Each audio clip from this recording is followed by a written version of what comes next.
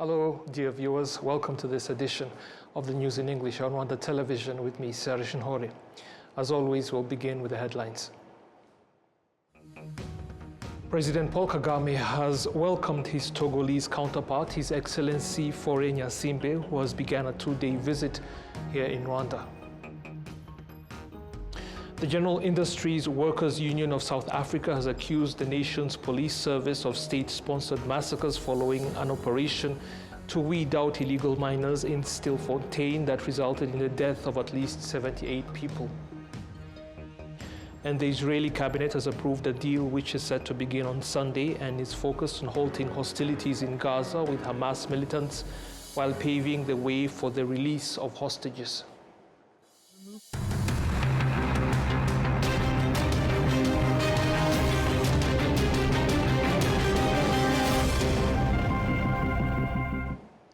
Now the details. As always, it's a pleasure that you're able to join us for this edition. At the Kigali International Airport on Saturday afternoon, the President of the Republic, His Excellency Paul Kagame, welcomed his Togolese counterpart, His Excellency Faure Gnassingbe, who has begun a two-day visit here in Rwanda. Rwanda and Togo have long-standing good relations, with Togolese President Faure Gnassingbe frequently praising Rwanda's progress in various sectors. President Faure Gnassingbe's last visit to Rwanda was last year when he joined Rwandans in celebrating President Paul Kagame's victory in the elections. That was during the swearing-in ceremony in August. Now, following the cabinet resolutions on the 17th of this month of January, the Ministry of Health has expanded community-based insurance services to cover complicated medical needs like kidney transplants, total hip replacement, and more. We have the details with William Evans Mutabazi. According to the communique from the Office of the Prime Minister, on Friday 17th January 2025, the Cabinet approved the expansion of packages of services and additional financing sources for the community-based health insurance, Mituwell.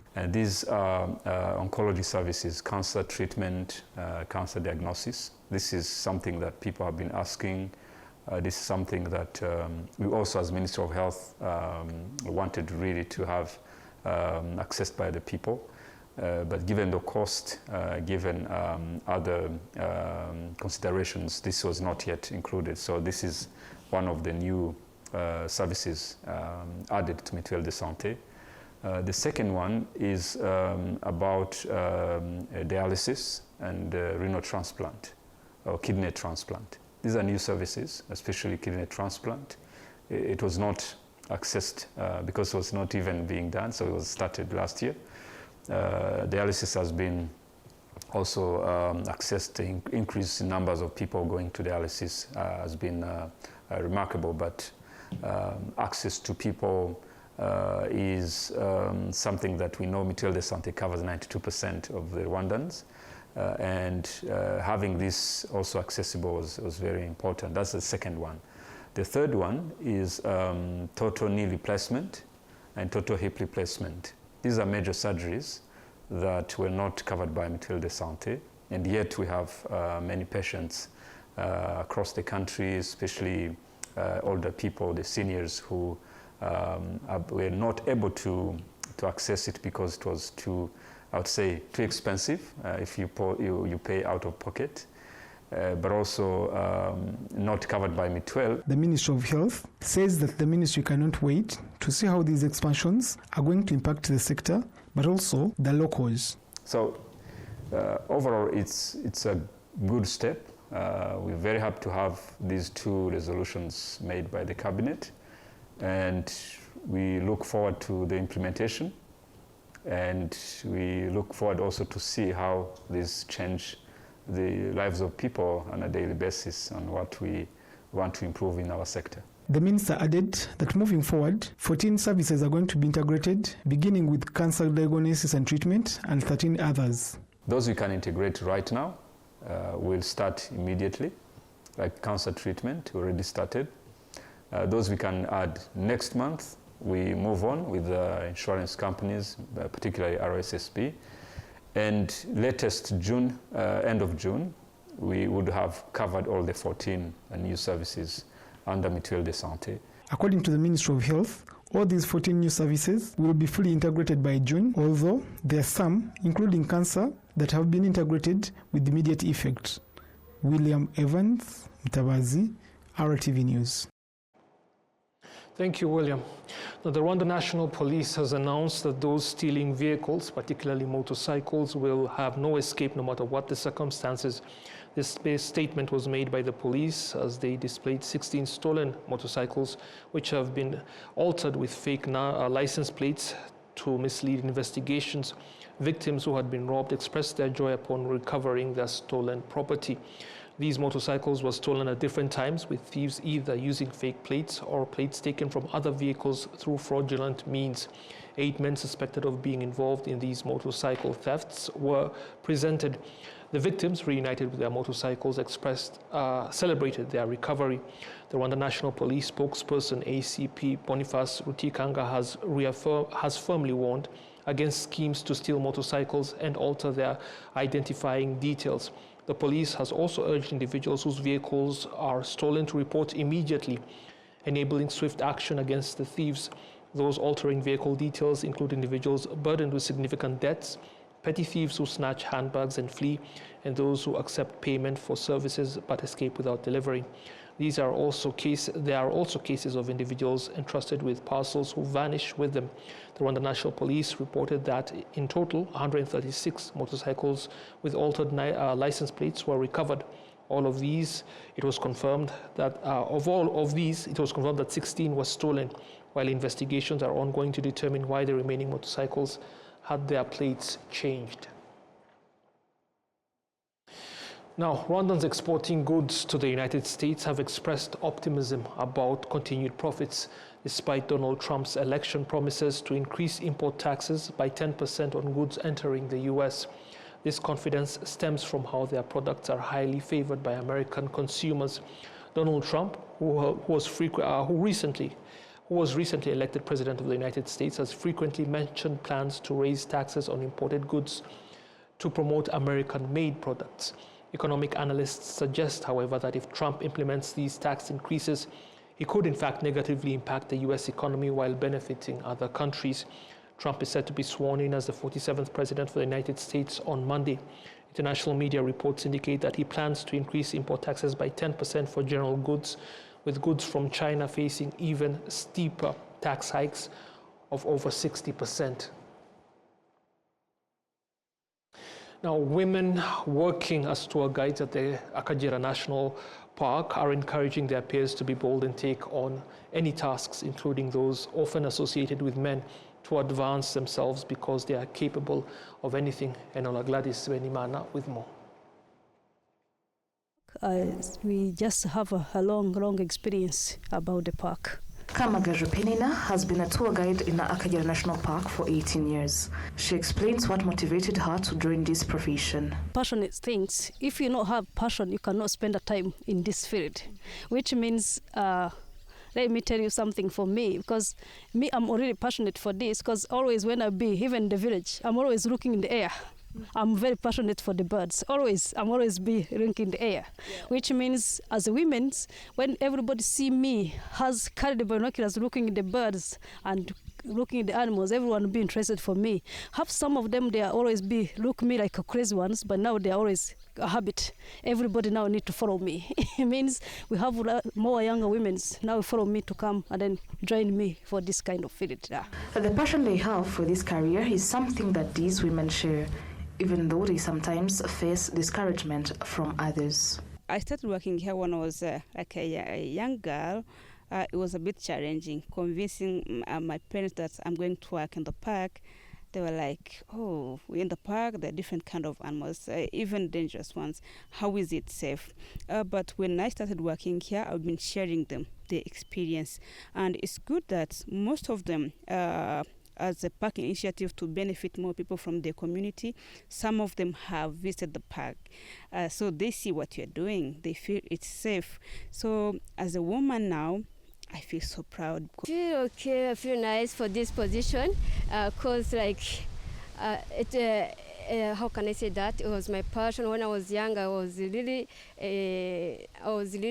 wanted to join this position. Yeah. One of the things that encouraged these women working as tour guides is representing their country to foreign tourists in the park. Here in the park as guides, we only don't talk about the park. We talk about the country.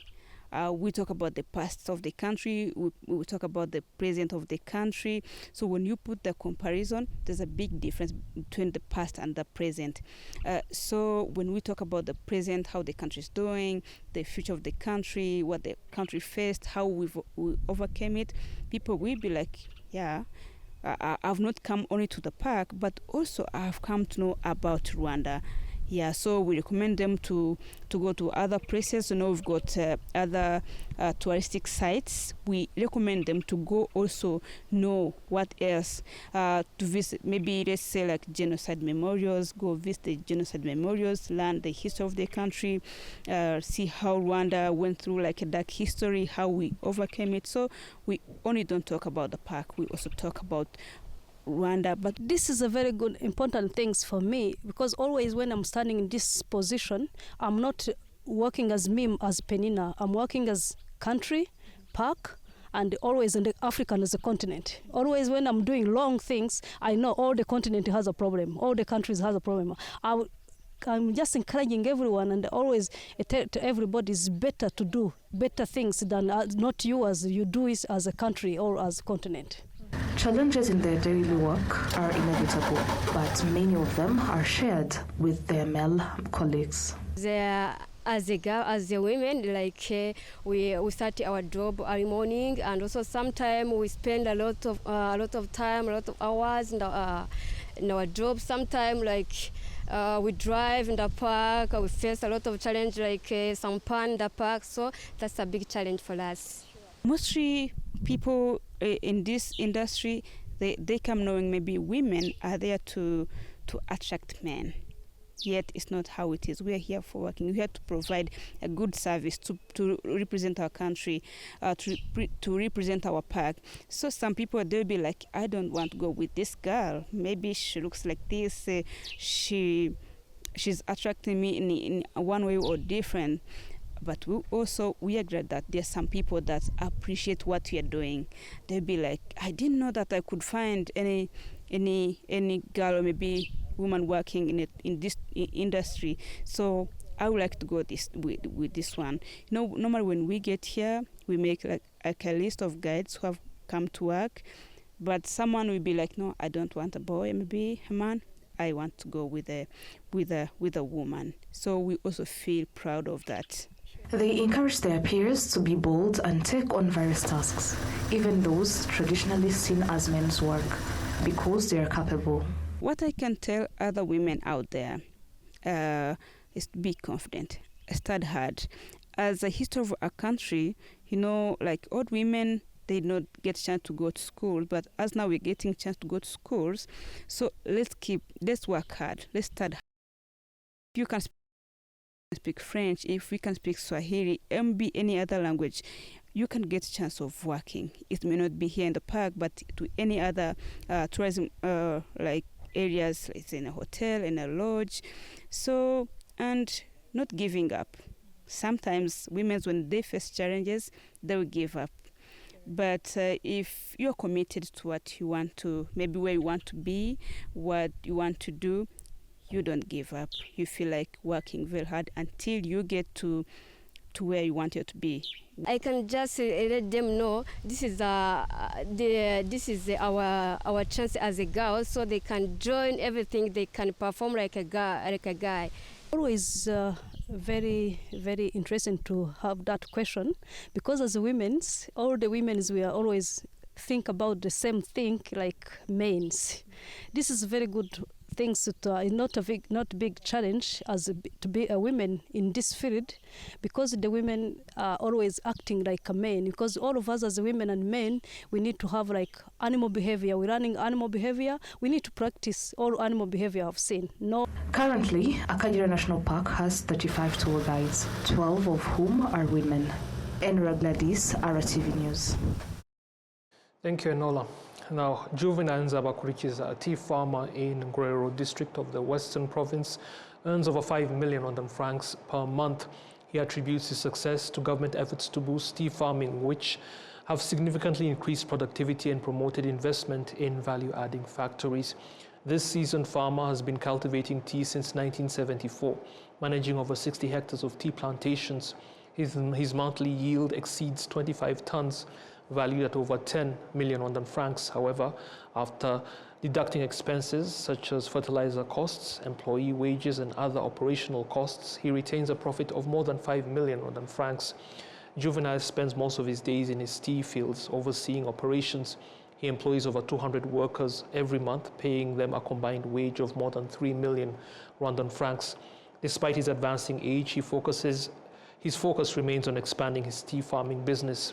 Most of his earnings are reinvested in purchasing additional land, which he registers under the names of his children. He appreciates the government's initiatives in tea farming. Investments in tea processing factories have provided opportunities for farmers and factory workers alike, enabling them to improve their livelihoods. As a tea farming veteran, Juvenile Nzabakurikiza takes pride in his accomplishments, but calls for strategies to address challenges, particularly the effects of global tea price fluctuations. During such times, profits plummet as costs far exceed earnings, presenting significant financial challenges even for successful farmers such as himself. Now, a number of students at the University of Rwanda are saying that they are struggling significantly after being removed from the list of those eligible for the government loan due to the loss of laptops provided as study loans. Laptops were first distributed to University of Rwanda students in 2023 after signing agreements with the Development Bank of Rwanda to repay the loans after graduation. However, students who lost their laptops in various ways claim they were shocked to find themselves removed from the list of beneficiaries of the education loan, stating that this penalty was not stipulated in the agreements they signed. Those who lost their laptops allege that they were stolen from their residence, either on campus or off campus. They report that they informed local authorities, the university's administration, and even filed complaints with the Rwanda Investigation Bureau, but none of these efforts apparently yielded results. The Higher Education Council has stated that the students claiming to have been unfairly removed from the loan eligibility list due to laptop loss are not entirely truthful, as decisions were made collaboratively by the relevant institutions and communicated to the students. HEC has further clarified that over 400 HEC has further clarified that over 400 students who lost laptops in various ways, whether stolen, sold, altered, or otherwise mismanaged, paid the replacement cost and were reinstated on the list of beneficiaries.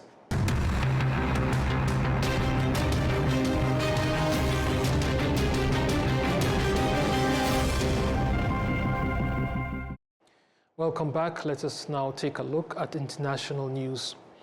The General Industries Workers' Union of South Africa has accused the nation's police service of state-sponsored massacres following an operation to weed out illegal miners in Stilfontein that resulted in the death of at least 78 people. VOA has the details. South African rescuers ended their attempts on Thursday to find anyone left in an illegal gold mine near the town of Stilfontein. At least 78 people died during a police siege there. Police had encircled the mine and cut off food and water supplies since August in an effort to force the miners out so they could be arrested. The Gibusa Labour Union called it the worst state-sponsored massacre since the end of the apartheid. A rescue operation finally began on Monday after a court order. Patrick Asaneng is the acting police commissioner for the Northwest Province. He said on Wednesday that 246 people have been rescued. The two volunteers has since come to the surface, and they have indicated to us that they have combed the surface, the underground, and according to them, they can confirm that there are no longer corpses or bodies underground. On Thursday morning, a cylindrical metal cage with a camera inside was sent down for the last time. The survivors have been arrested and charged with illegal immigration, trespass, illegal mining, and other offences. Most of them are from Mozambique, Zimbabwe, and Lesotho. The police have said they were enforcing a government crackdown on illegal mining, and that to have allowed food and water down during the siege would have meant, quote, allowing criminality to thrive. Illegal mining cost South Africa over $3 billion last year, according to the mining minister. During the siege, police removed a pulley system the miners had previously been using to get in and out. Community leaders and lawyers have alleged there was no way for them to climb out. The pulley was later restored and removed several times during months of negotiations and legal action, according to civil society advocates and community members involved in supporting the miners. The Israeli cabinet has approved a deal which is set to begin on Sunday and is focused on halting hostilities in Gaza with Hamas militants while paving the way for the release of hostages. This comes 2 days before the U.S. inaugurates President-elect Donald Trump, whose government will be tasked with playing a role in seeing that the ceasefire terms are respected. VOA continues. Families living in Gaza refugee camps are hoping to return home as soon as a ceasefire and hostage release deal takes effect Sunday. I will take my tent, remove the rubble of the house, and place my tent on the rubble. It will be up to the incoming administration under Donald Trump and the international community to see that the three-phase deal is enforced. Preparations are underway for Trump's inauguration on Monday. Phase 1 of the deal includes withdrawal of Israeli forces from densely populated areas and more aid into Gaza, as well as the release of some Palestinians detained in Israeli prisons and some hostages held by Hamas, including Americans. My concern is that the Trump administration will be so disinterested in Gaza after the ceasefire and after the retrieval of hostages that the agreement will amount to little more than a freezing of the conflict. And this will be disastrous for the people of Gaza. As a key mediator of the deal, the Biden administration has progressively included Trump's team in peace talks, beginning with an Oval Office meeting a week after Trump won the election, the White House said. President Joe Biden announced the deal Wednesday. This deal was developed and negotiated under my administration, but its terms will be implemented, for the most part, by the next administration. In these past few days, we've been speaking as one team. Trump took credit immediately after the deal was announced, saying it only happened because of his victory. The reality is not quite as straightforward, but analysts say there is one role that Trump played both to Israel and to Hamas. Trump injected a kind of fear factor into this process that was missing before. Publicly, the U.S. faults Hamas for the failure of the talks, but some Israeli security officials and many observers also blame Israeli Prime Minister Benjamin Netanyahu for blocking progress. Trump's victory may have changed the Israeli Prime Minister's calculations. He can't triangulate anymore the way he would play Biden off of the Republican Congress. There's nowhere for Netanyahu to run, nowhere to hide, and so he took this deal he couldn't refuse. Trump's pressure may have also created space for Netanyahu to resist ultimatums from far-right allies, including National Security Minister Itamar Ben-Gvir and Finance Minister Bezalel Smotrich. They threatened to leave his governing coalition if a ceasefire deal is made. The pair voted against the deal, but it's unclear whether they will leave the government. Hatsuida Kuswara, VOA News at the White House. Washington views every presidential inauguration as different from the previous one, but Monday's inauguration of Donald Trump will really stand out. VOA once more. Known as the President's Own, the Marine Band has performed at every inauguration since 1801. But this time, musicians will not have to worry about their instruments freezing up because the inauguration will be held inside the U.S. Capitol due to freezing temperatures. On Monday, listen for these musicians to create the soundtrack as Carrie Underwood sings America the Beautiful, then to play Hail to the Chief immediately after Donald Trump is sworn in as president. It may be my 7th time, but every time is special. It's all a little bit surreal that I get to be a part of this piece of history and that we get to observe and participate in this major event, not just in the U.S., but in the world. So it may be the same, but it will never be the same. That I will faithfully execute And this one will definitely stand out. The last time frigid temperatures caused the swearing-in to be moved indoors was 1985. That was for President Ronald Reagan's second term. Outdoor preparations for the 250,000 ticket holders began more than a month ago. That included construction of the platform at the U.S. Capitol, the building of parade stands, and 48 kilometers of sidewalk barriers, more than any previous inauguration. Thousands may still come to the Washington Mall to watch the event. That includes first-timers Xander Goss and Olivia Connolly. I've never been to one before. I'm pretty new to the city, so it feels like good timing. My mother was 9 months pregnant with me at George W. Bush's inauguration, 4 days before giving birth to me. So maybe it's my second inauguration, technically.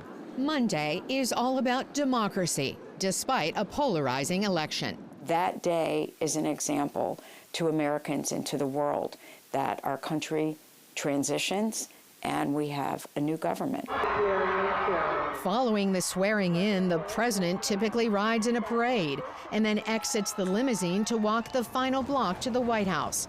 Instead, for this inauguration, newly sworn-in President Donald Trump will appear less than 3 kilometers away from the Capitol at this indoor arena before some 20,000 people. History will show a different look for the second inauguration of this president. Carolyn Presutti, VOA News. That brings us to the end of this edition. But before we go, let us again take a look at the headlines. President Paul Kagame has welcomed his Togolese counterpart, His Excellency Faure Gnassingbe, who has begun a 2-day visit here in Rwanda. The General Industries Workers Union of South Africa has accused the nation's police service of state-sponsored massacres following an operation to weed out illegal miners in Stilfontein that resulted in the death of at least 78 people. And the Israeli cabinet has approved a deal which is set to begin on Sunday and is focused on halting hostilities in Gaza with Hamas militants while paving the way for the release of hostages.